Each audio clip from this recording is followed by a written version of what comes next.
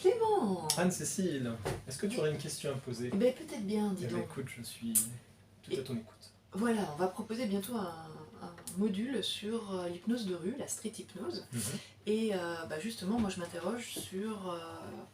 alors moi j'ai très envie de le faire parce que je trouve ça rigolo, ludique et tout ça. Et j'ai envie d'avoir cette expérience-là de l'hypnose aussi, me rendre compte que ça peut être quelque chose de léger et quelque chose d'amusant. Et en même temps, je me dis, quel est l'intérêt finalement d'apprendre à avoir des techniques d'hypnose classique, de street hypnose, pour nous en tant que futurs praticiens en hypnose?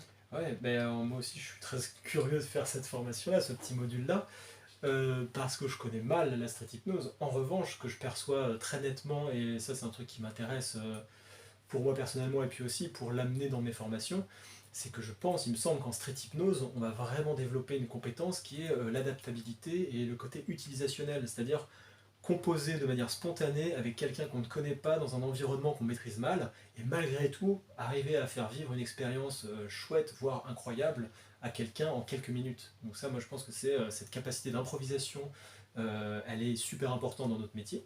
Et puis un autre truc qui me vient assez facilement, c'est notre confiance en la confiance qu'on peut développer en nos capacités à accompagner des gens en état d'hypnose une personne qu'on ne connaît pas comme ça de manière impromptue et rapidement et lui faire vivre des phénomènes qui peuvent être au minimum étonnants, voire assez incroyables. En tout cas pour la personne qui les vit, quoi. Et donc je pense que ça fait quand même essentiellement développer deux capacités qui sont hyper importantes et hyper intéressantes aussi en cabinet. La confiance qu'on a dans notre capacité à agir, et aussi je dirais la confiance qu'on a en les gens qu'on accompagne à développer eux des choses par leurs propres moyens, avec leur esprit, quoi, leur tête, leur cerveau. J'ai fait un peu cette expérience-là la dernière fois lors d'une session précédente, quand on découvrait des techniques d'hypnose classique. Et c'est vrai qu'après ça, c'est la première fois que j'osais vraiment me lancer.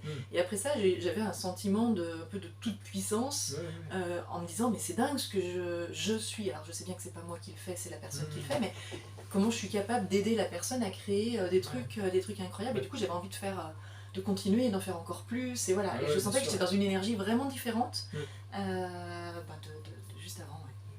Après avoir fait ça. Mais ouais, t'as raison, j'avais pas fait le lien directement, mais c'est exactement mon intention quand je propose en formation très rapidement au début de travailler l'hypnose classique avec des suggestions directes, des suggestions qui accompagnent rapidement la personne dans un état d'hypnose. C'est exactement les mêmes compétences qu'on va chercher à développer. Et là, je pense qu'il y a une dimension supplémentaire qui est l'environnement qui est moins maîtrisé, et, enfin qui est moins maîtrisable, qui est plus vaste, et avec lequel on va quand même apprendre à composer, quoi.